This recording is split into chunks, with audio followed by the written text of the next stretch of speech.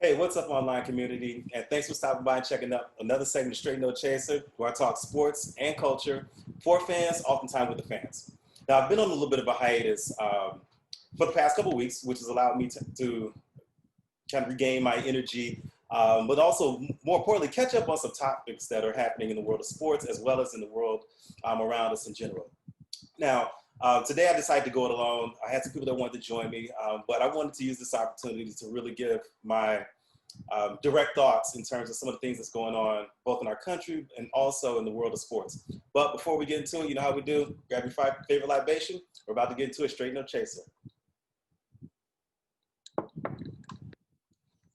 So, John Amico sent me a message, and I'm not sure if John is watching. He asked me my thoughts on the Colby Covington comments that were made toward LeBron James. Now, Colby Covington is a UFC fighter. And this past weekend, I can't think of the guy who he just beat.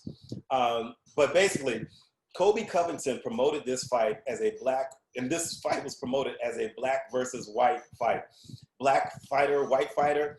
One fighter, Colby Covington, who is a vehement Donald Trump supporter. This individual also walks around with a Make America Great Again hat. He has openly talked about his disdain and dislike for Black Lives Matter. So he has not he has not tried to shy away from the racial component as it related to his opponent. So after beating his opponent on Saturday, he said that this was personal. I'm paraphrasing and summarizing, but it was not. It was personal that he hates everything that the fighter that he fought, and I have to look it up. I can't remember the fighter's name that he fought, but that he didn't like the fighter because of his color. He didn't like the fighter because of what he stood for, and the fact that the fighter was a supporter of Black Lives Matter. And in his speech or his conversation, one of the things that he said was he called out LeBron James, and he said, "This is for the first responders, all Americans, and again, I'm summarizing and paraphrasing, not spineless cowards like LeBron James." Now, first off, let me say this. Anyone that takes a shot at LeBron James in that capacity is doing it for one of two reasons.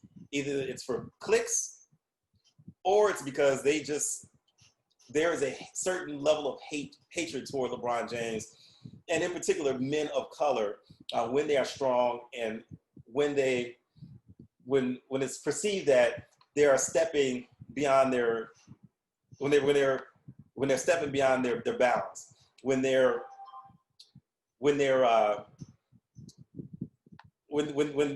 challenge the status quo, and they're empowered and working to empower other people. This is the same thing things were said about Muhammad Ali. Same things that were said about Dr. Martin Luther King. I think one of the things that gets lost in the shuffle is hindsight is 20/20 vision when it relates to history. Dr. Martin Luther King Jr., Muhammad Ali, Jim Brown, many of the activists during the 50s, 60s, and even 70s were not as beloved as revisionist history would lead us to believe. That there was a kumbaya feeling, that these people were embraced by members of all society. I believe it was in 1966 or 67, Dr. Martin Luther King was 64% of African Americans didn't approve of his message and his methodology as it related to the civil rights movement. And there was an even greater number when polled in terms of dislike or hatred toward Dr. Martin Luther King. So this fallacy that, people in positions of power that are people of color are going about it the wrong way now, that's just not true. Even during the 60s and 70s, and some of our most revered heroes, Dr. King, like I said, Muhammad Ali, we look back on them now with favor, but at the time they were very, very unpopular.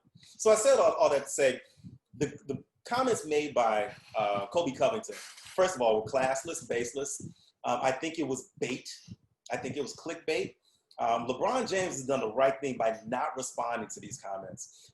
First of all, many of the people outside of USC fans, when these comments came across the news wire, whether it was through Twitter, social media, other media platforms, if you weren't a USC fan, the first thing you said was, who? You know, you had to look this guy up even to realize, get a sense of who he was. Now, being a sports person, I had a passing understanding of who he was and his history and things like that. But, people are going to take shots at LeBron James because, first off, if he responds, then it validates their comments and it gives them an extended audience a platform. But more importantly, that's where the money is. That's where the clickbait is. And if you can get him to buy into something like that, that puts you here. In that sense, even bad publicity for Colby Covington is still publicity.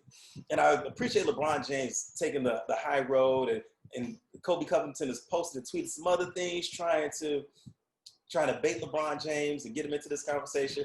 But I'm gonna say this, LeBron, like him or love him, I know there's a lot of debates on many social media platforms in terms of where he is as it relates to legacy, GOAT status, all those things. Like him or love the man, LeBron James is doing a lot of powerful things in the community. And when you have an individual such as Colby Covington wanting to take a shot at a LeBron James, knowing where it's coming from, knowing that it's racially motivated, racially sparked, it just lets us know that we are in a sad state of a country in terms of how far we still have to go as it relates to continuing to develop cross-relational or cross-racial relationships. And in some instances, like Colby Covington, some people will never get it. But shout out to LeBron James for not even giving that dude the time of day, because that was straight bullshit. It was garbage. It was trash. Colby Covington, I wish you nothing but the worst. So.